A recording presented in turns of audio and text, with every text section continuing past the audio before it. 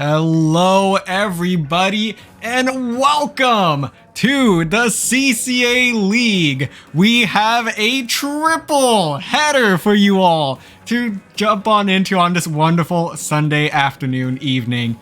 I am DRF, joined by my co-commentator today, Mizuno, and I mean this is the first triple header that we've had, Mizuno. I'm so excited. This is gonna beat out Sunday Night Football. We're gonna beat out their numbers. It's gonna be great. And we're already jumping right into it. Game 1 between MSU versus the Husky Splatsville Knights. So this is a Div 1 matchup, DRF. So there are a lot of high stakes going into this matchup. Oh, absolutely. All sorts of stakes to consider here as these teams are fighting for some playoff positioning here. Very crucial matchup. Taking a look as we jump right into Rainmaker on Sturgeon Shipyard. It looks like we're getting some pretty standard comps out of both teams. I think the most notable adjustment here from what we've seen all season so far is Nick actually starting out with that blaster. I also have to point out the squeezer on the side of MSU. That was a very fun pick, like a squeezer rapid combo. So I'm assuming they're going to be looking to hit some of those key high points, such as the opponent spinner or the opponent top left. But I think they compromise with some paint pressure. Yeah, and I definitely agree with that. It's a pretty interesting comp indeed, and we have seen this actually run from Michigan State a couple of times this season so far. Meanwhile, UW running their very traditional comp as well, led by Ollie on that bamboo.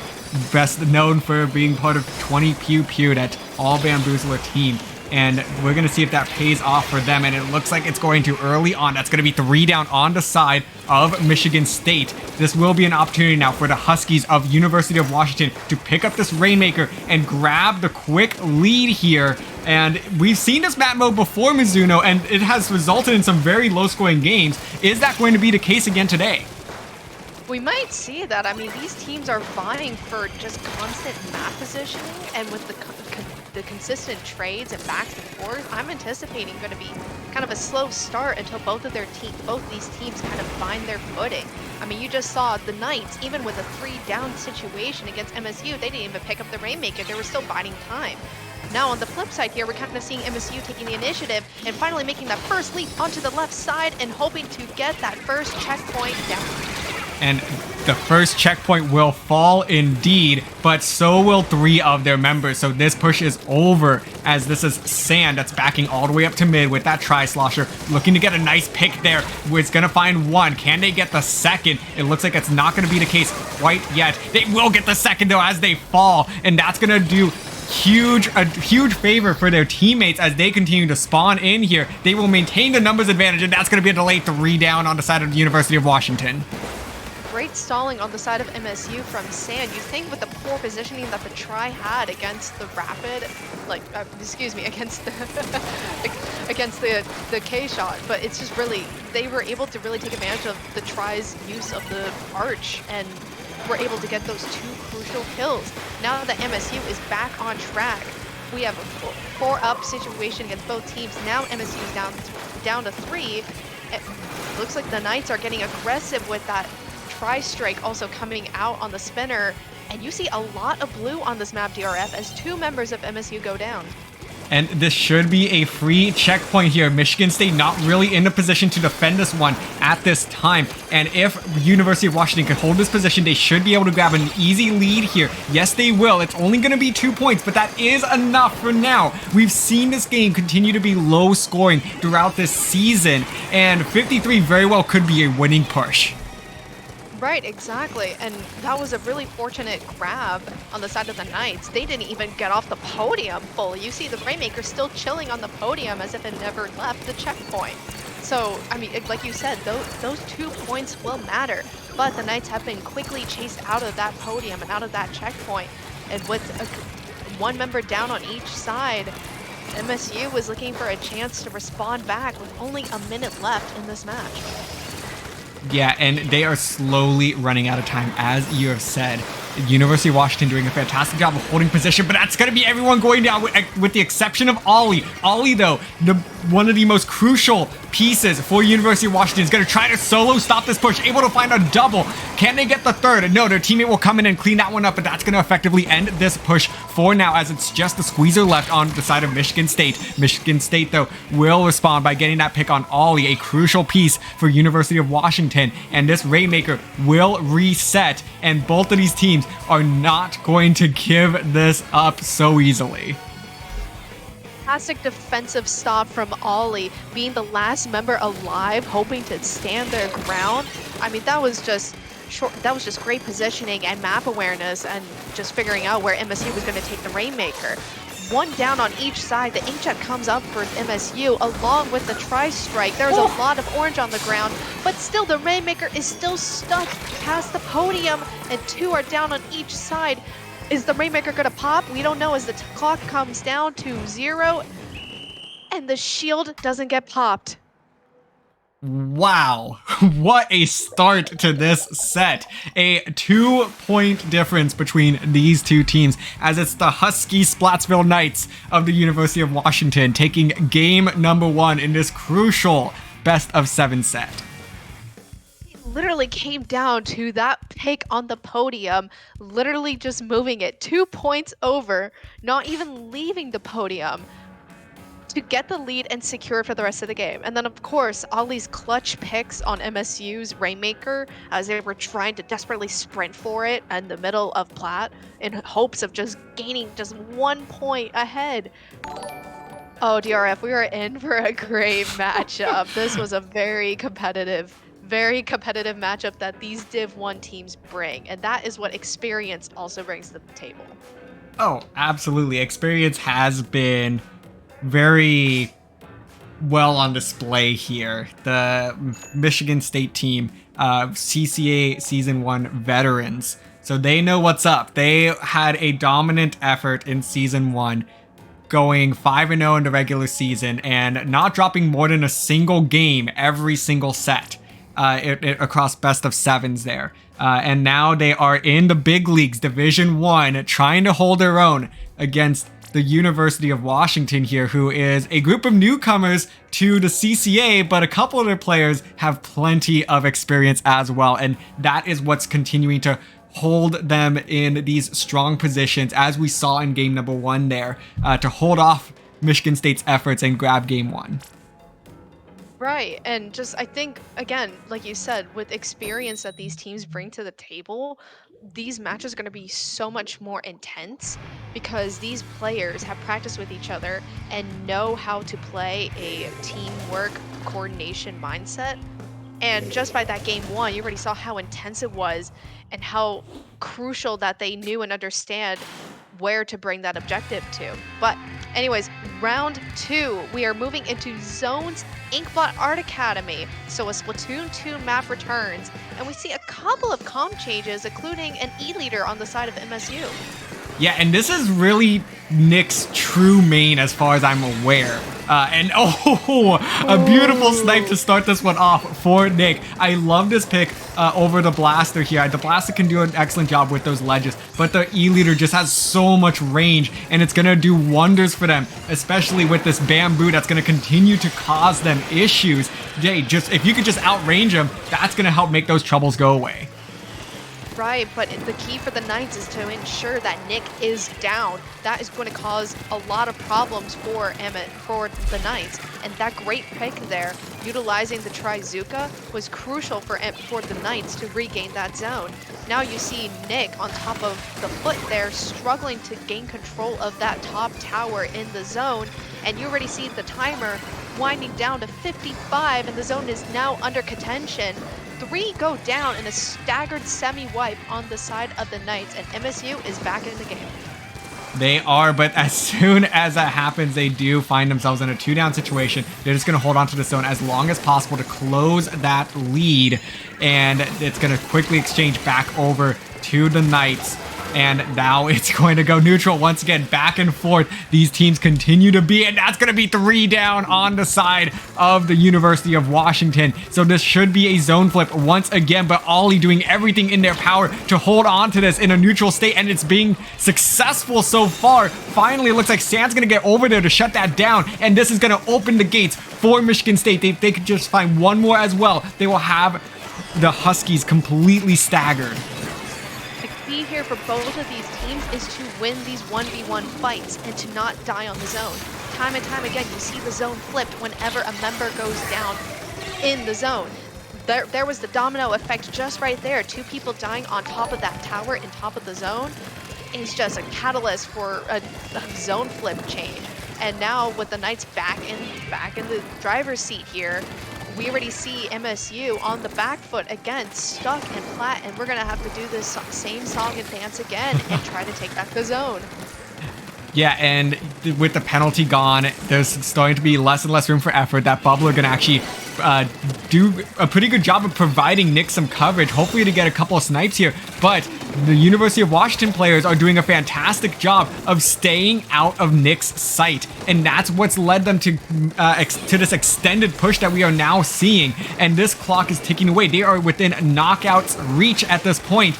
And there's just not enough paint going down on this zone right now for MSU. That's going to be the Charger going down as well. They're going to make a last-ditch effort to flip this zone, but they need it now. Yes, they'll get it, and this game will go on for another couple minutes.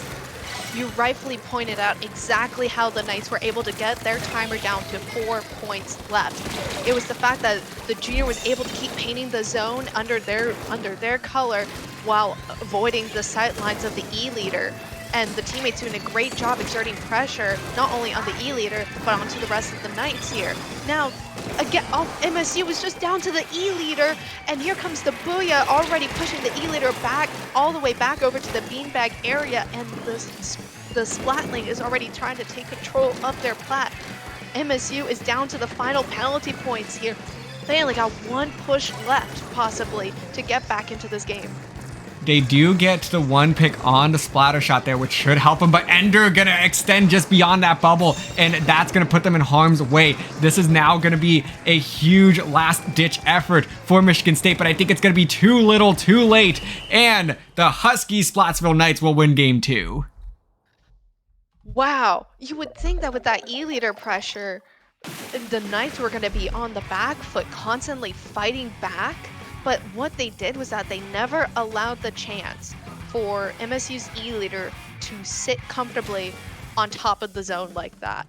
There was never a true opportunity, except maybe once at the start of the match. But they did a fantastic job at completely walling out the E-leader, and that was, I think, one of the key factors as to how they were able to win that match.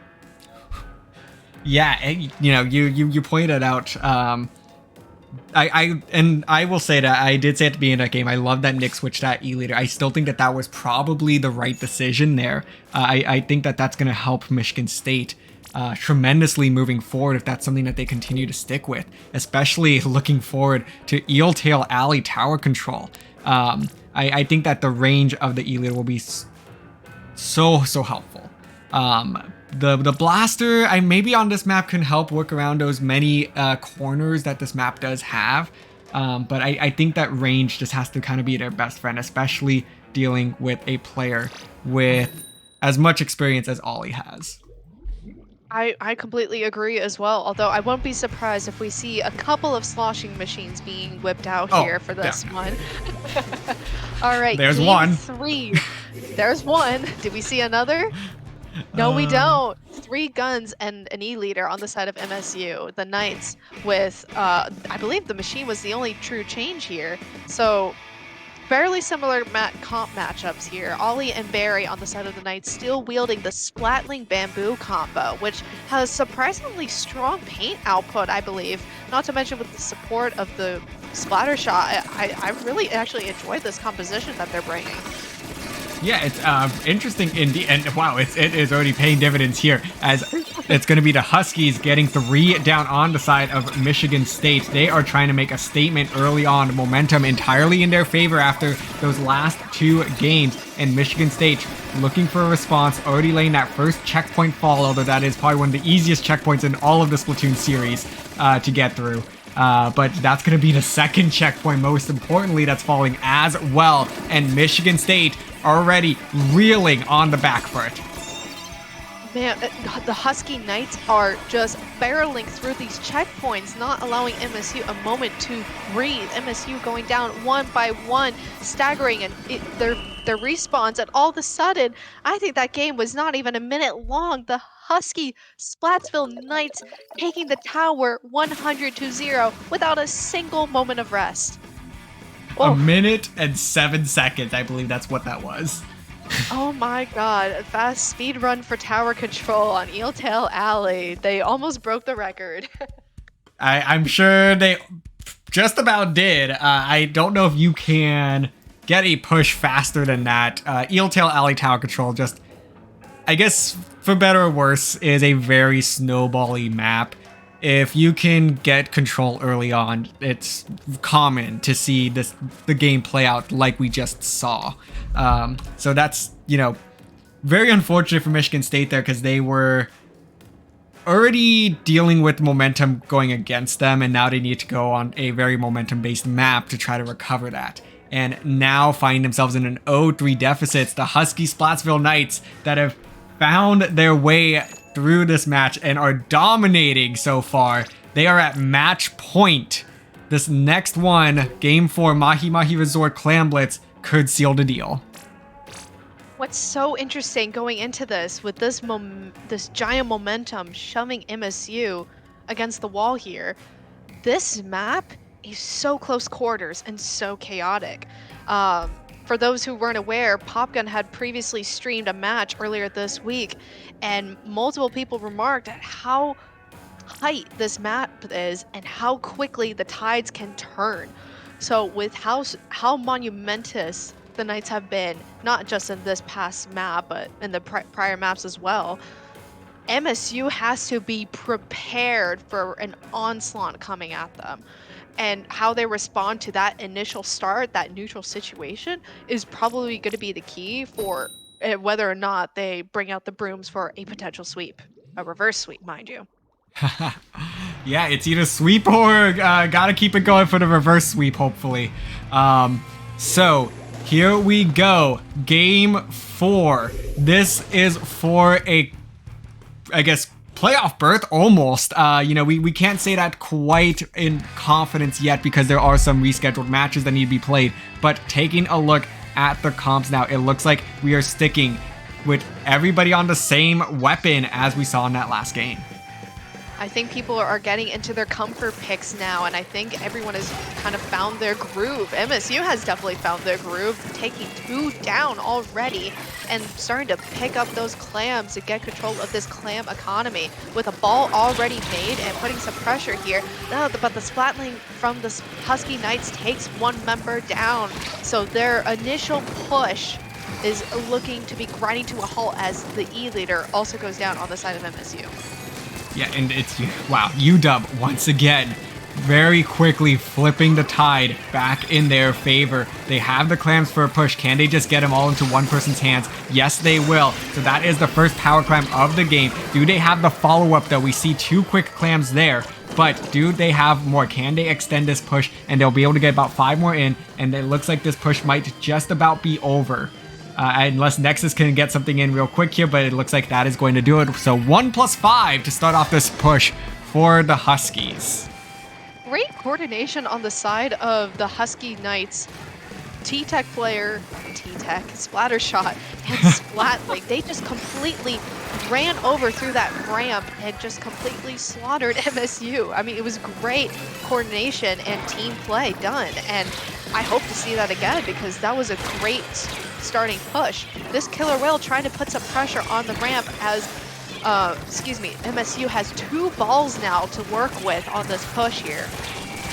Oh boy, and that is gonna be very detrimental for Michigan State, but it looks like they're gonna try to put together one last effort to stop these 2 power clams, but it's not going to be enough. Now we are seeing both of those clams in the score all the way down to 39 remaining. Nick trying their best to clean this one up, and it looks like this push is just about over, but the damage has already been done, and now Michigan State, with half the game left to keep their hopes of the playoffs alive, wow, this is going to be an uphill battle for them.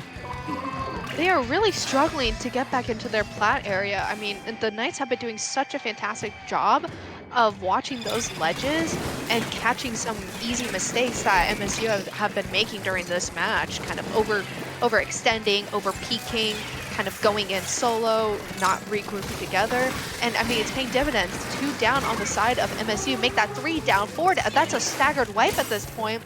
We're just, I mean, the Knights are just looking for clams at this point to exchange, and there's some miscommunication going on between the teammates here because they just have too many clams to share. A Booyah Bomb comes out, 2 go down on each side, 3 to go down. This is just a bloodbath at this point. Oh man, this is a 1v1 now. This clam basket will close. So Michigan State continues to get stop after stop, but they have yet to convert any of these defensive possessions into a push of their own. And that's really what we need to see from them at this point. I'm not even sure the last time that they have had a clam in their possession. They really need to get the Huskies out of mid and try to utilize the range to their advantage. They have some, well-ranged weapons here to try to make that happen, but they have not found the positions to do so quite yet. And oh man, this is still not going their way. It looks like they found their way into mid though, so they could see an opportunity, but not when you're 2 down like that. Right, there was a brief opportunity, a brief window that MSU had where 3 of the Knights were down and back in spawn, but MSU was a little bit slow, and they got called out by Ollie for how slow the pacing was to recover back mid. A great snipe on the side of Nick's E-leader onto, onto Nick, sorry. But nonetheless, they're still just about finding their grounding in mid here. 2 go down on the side of the Knights. Make that 3 down with another snipe. And now they are moving in. The E-leader is the farthest person up on the side of MSU, and they have got to move. There's only 30 seconds left.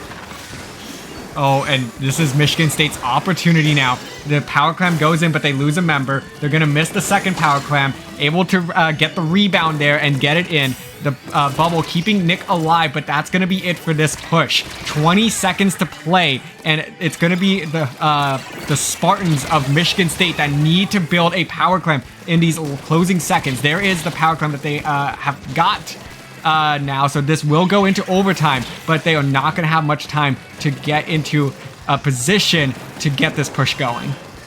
Right, with this overtime, they need to quickly convert it back into mid. But with 2 members down, and the ball pressure was just too much.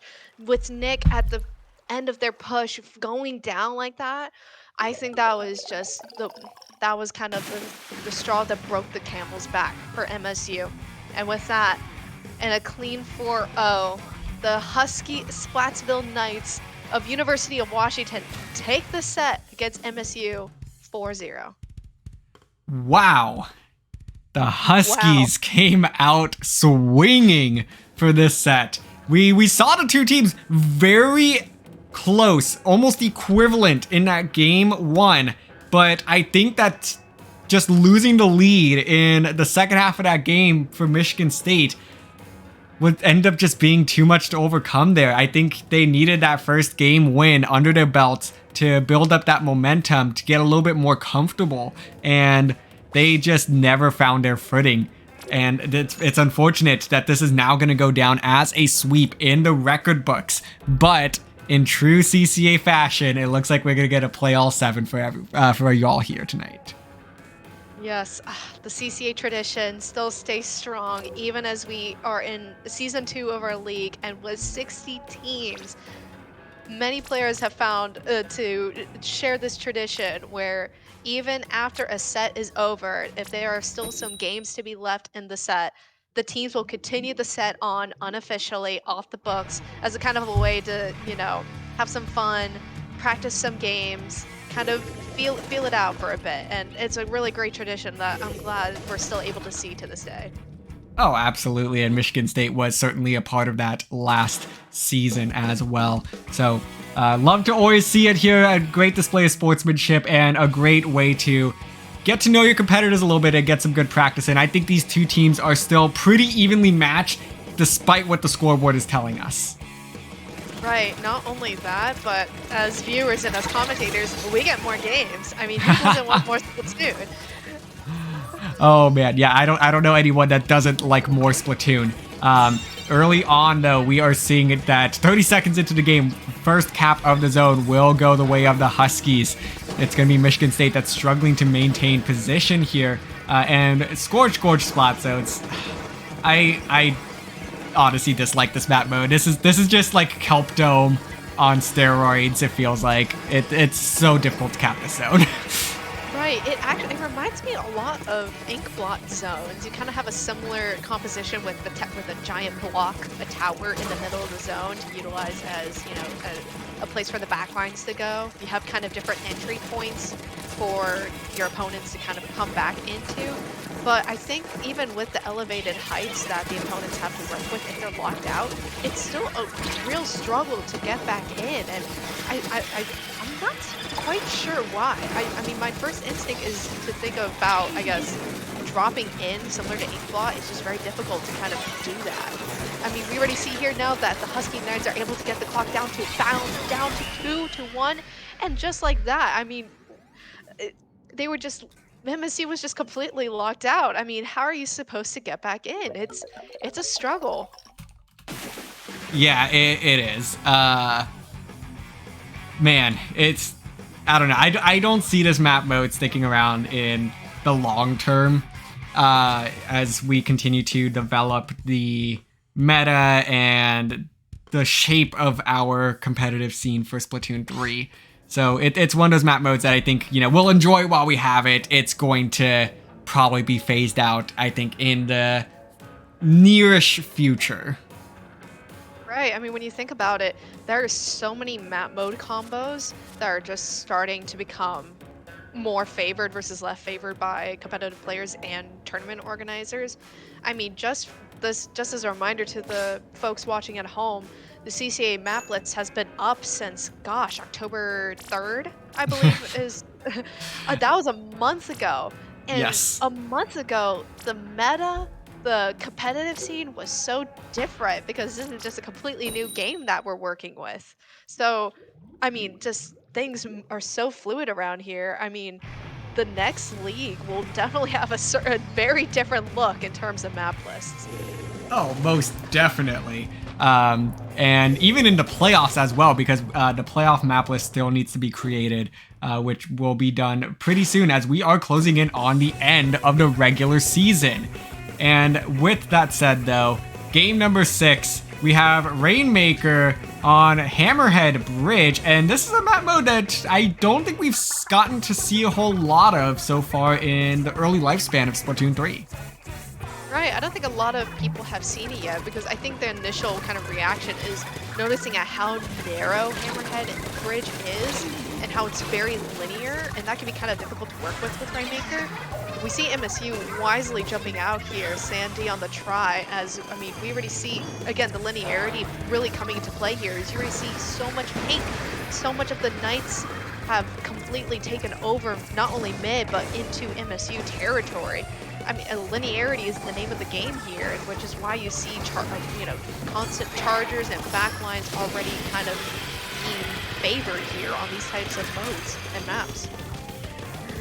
Yeah, but it's going to be Michigan State that does get the reset, so that will work out for them. This checkpoint is not very far. We saw that UW got the checkpoint, only brings them to 76 points remaining. So there's quite a marathon that goes after the checkpoint if you want to, win this game and get the knockout. So I think that there's still plenty of room for these players to make some plays and really put a dent in that scoreboard. Right, I mean, if you think about not the linearity, this is also a literal uphill climb to get the Rainmaker to its final destination, if you think about it. There's very little entry points to move the Rainmaker past that first podium. So, I mean, plays like this where you're combining a Jet and Killer Whale onto these very linear chokehold points right here is very crucial, and it's a great play, but MSU, even with that Inkjet Killer Whale combo, they are the ones ending up losing the overall fight, going 2 down and 1 player jumping out. So great snipe here from Nick on MSU, but we're just back to this neutral situation where both teams are kind of trading out right now and still feeling each other out in this map. Yeah, it's as far as we are concerned, this really is a tied game. Obviously, the lead going to the Huskies for getting to the checkpoint first. But the Huskies, I guess, don't really even need to make a play either. They could just be defensive. They can keep this as a low-scoring game. But I know that there's a lot of risk in doing that, but it seems to be paying off for them so far as they have just a stranglehold on mid right now. Nick gonna try to put together a defensive stop here. It's not gonna be Nick, but their teammate that gets the job done. The Rainmaker is gonna stop right at the checkpoint, and now they're gonna pop it and hopefully open up some space to push it away to prevent University of Washington from getting a much bigger lead here. I can really appreciate how patient the Knights are with their pushes. I mean, oh wow, right as I say that, they are running and gunning for it. They get a wipeout against MSU, and they are poised to take the Rainmaker up to that final destination on the top here and bring it down to 0. There's a lot of pressure on the map right now as MSU is desperately just throwing the whole kitchen sink at this point in hopes of stopping the Knights, and they do, stopping them right at 37. Definitely a solid push, and this is actually probably a game-winning push on this map mode combo, because now it's, as you mentioned before, a literal uphill battle the further that you have to climb in order to get the lead, because it is all uphill if you want to score points. Right, I mean, now with MSU looking to make their uphill climb of their own, they're gonna need a lot of work and effort here to get it up. It's starting to pay off though. Oh! 2 go down, 3 go down. They get the picks that they need, but a rogue Booyah Bomb coming in at the last second stops them right before taking the lead. They are desperately trying to pop the Rainmaker. Chef grabs it, and they get the lead. Oh my goodness, that was the moment that they needed. One more go down, and they are desperately fighting for this pop, but fall to it nonetheless. I am shocked that Ollie was in a really good position there to stop the Rainmaker, but just wasn't able to land a crucial shot that they needed there. And now it's going to be the lead that slips from their hands. With 15 seconds to play, this Rainmaker has to go coast to coast. They will get the reset to help them out here with just enough time to get the pop as well. So now, one more time, we will see an uphill battle, but it's the University of Washington that is facing that climb now. They will grab the Rainmaker with 1 second left, forcing overtime. They have 2 people to their advantage right now to make this push work. Right, and 2 going down early MSU on the side of MSU is going to be crucial for setting up here. Ollie making some great plays. Oh no, but they let the try slip away. They're stuck. They're unable to move. The try's trying to get desperately to paint up that ramp. And Barry's running and they take the lead. Oh, but the try got stuck below and couldn't quite let those sloshes up the bucket land. That Rainmaker was so weak, I could see it from over here. But it just literally slipped away. And the Splatsville Knights were able to completely clutch it out. That's gotta hurt if you are San. I feel for San in this moment. You as a fellow Tri-Slosher player, those are some heartbreaking moments because you will typically find yourself in those clutch positions where your sloshes, you need to be like hitting something like over a ledge and you get the first slosh. Like it was very clear that San landed that first slosh, but they were begging for that second one and just were inches off. Credit to the Huskies though. That was a 2-person effort there to slow down San, make sure that San had enemy ink in front of them, so that way they couldn't reach the Rainmaker carrier. So that was really a wonderful effort there from the Huskies in order to open that opportunity there and barely get that game-winning push. I know, that clutch factor. I mean, you have to be so hyper aware of like your Rainmaker's positioning there, and communication at that moment is so key. I mean, I hate to move on from that match, but we're already getting started into Game 7 of our friendly CCA tradition matchup here. Both teams just hit the ready button and they are running the same comps, except MSU swapping one weapon for a Luna Blaster, which I really like and appreciate here because of all the weird corners to peek out of. Yeah, I think the Luna Blaster definitely has some advantages on this map. Either that or San was just like, the Tri-Slosher failed me, we are not using this again, you are in timeout. Which I would not completely blame San for either. Sometimes as a Tri player, you miss a good opportunity, you're done playing the weapon for now. Yeah, you just can't go back from that. I mean, you just have to stop playing it and just kind of take a breather from it. I get it. But I mean, the Knights, the pure dominance that they have, they're already bringing the tower all the way to 16. Make that 15. MSU was unable to get those jumps. The Knights already taking it almost through that last checkpoint with and they took over the full first minute and a half, almost minute and a half of that match there. MSU has some work, and they're trying to put it in right now as a trade goes off between the Luna and the Splatling. Yeah, you know, I think San really wanted to get a couple more there with that zip caster. They're in such a good position to do so, but it's a little bit hard sometimes with the zip caster. You get yourself in a kind of a funny position that you have to try to turn around and get the point blank shot. So it's a fun combo there with the Zipcaster Luna, but can be a little bit tricky at times. Oh, absolutely. I mean, it's so difficult to work with, honestly, because you have to figure out succinctly where you are going to target, because you only have, what, 7 odd seconds or so with that special to make the most out of it. I mean, a trade at that point is usually something that you're thankful for. I mean, we already see the Knights already barreling through back to that checkpoint. MSU stopping them with a wipeout, and we're back to square one. It's almost as if two minutes of this match hasn't passed.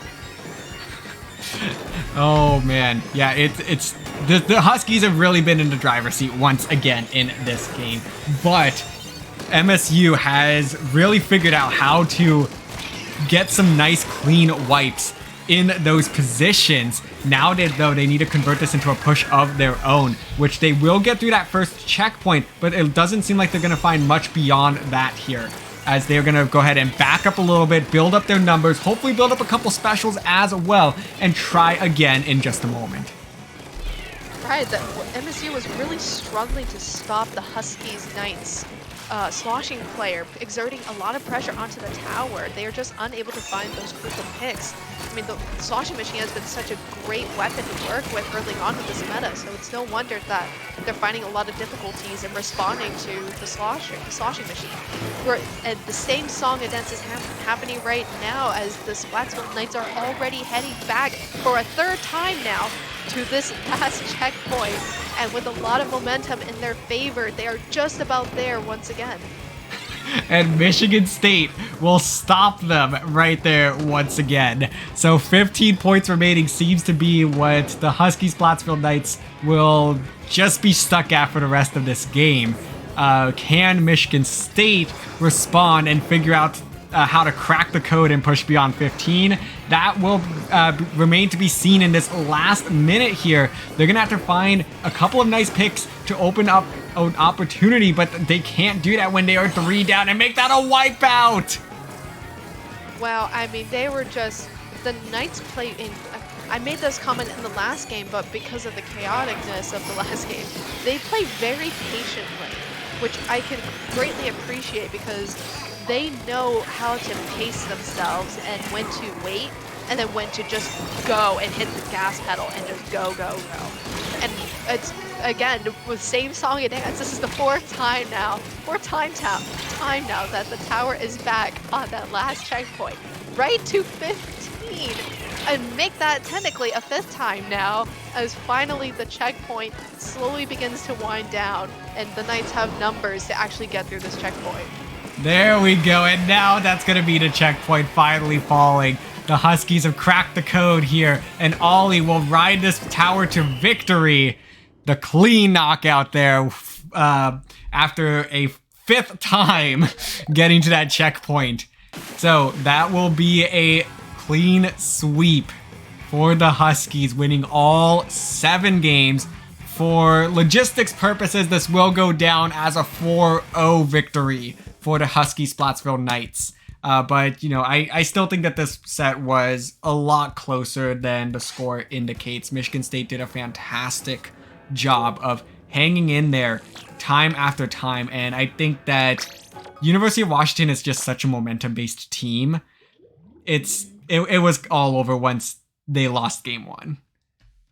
Right, and I think that also comes into play with, again, like I mentioned, that their pacing and their, I guess, distinguishment of knowing when to go versus when to pull back. The execution is just much greater, and they're much more efficient at it, which I found incredibly interesting.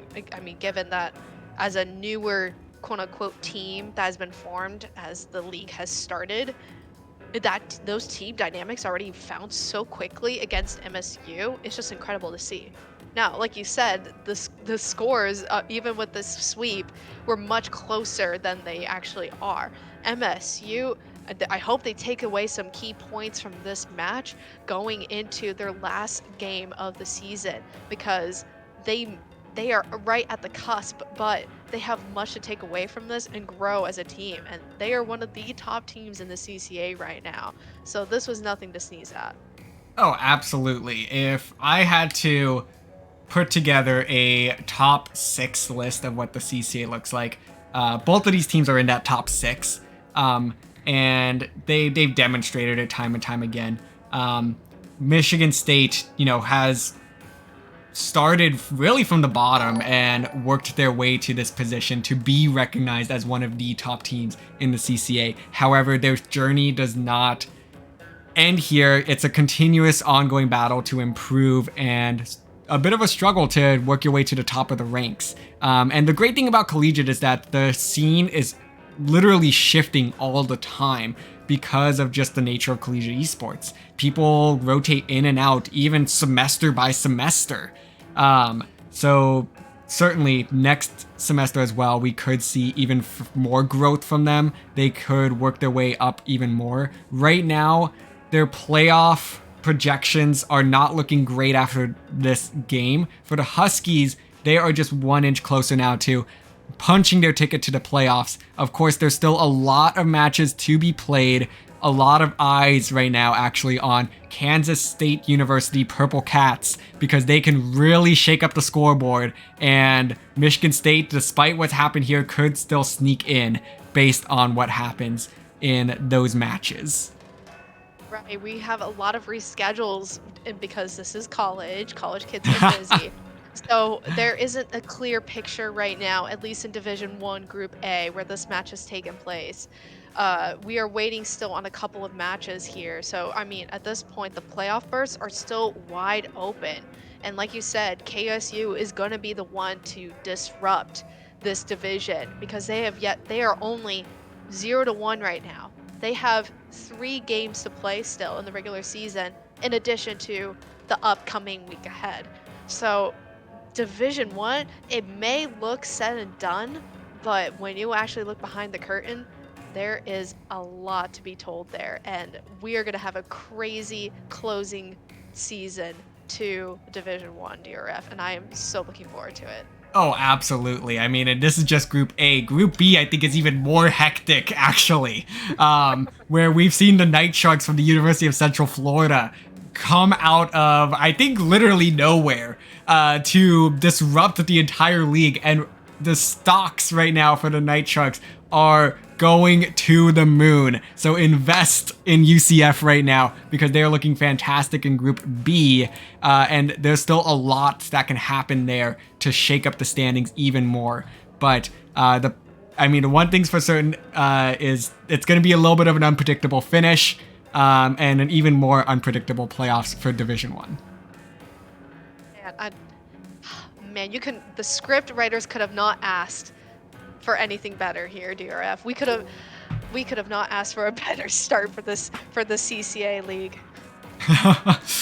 Absolutely. So it's gonna be one to keep an eye on. And this isn't the only match that we have today. We have a couple more matches ahead. This is merely match number 1 of our CCA triple header. We've got matches coming up in Division 2 and Division 3 that have lots at stake, as all of these teams are fighting for playoff positions, playoff berths, and it's going to be a wild rest of the evening. So we're merely an hour in. There is plenty more to come up.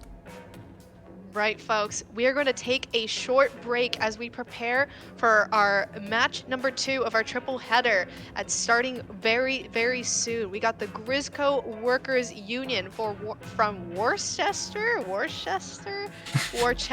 Polytechnic versus MSU's second team, MSU White. That'll be coming up in just a few moments as we get the teams prepared to start the private battle. So folks, don't go anywhere. We'll be right back with more CCA League.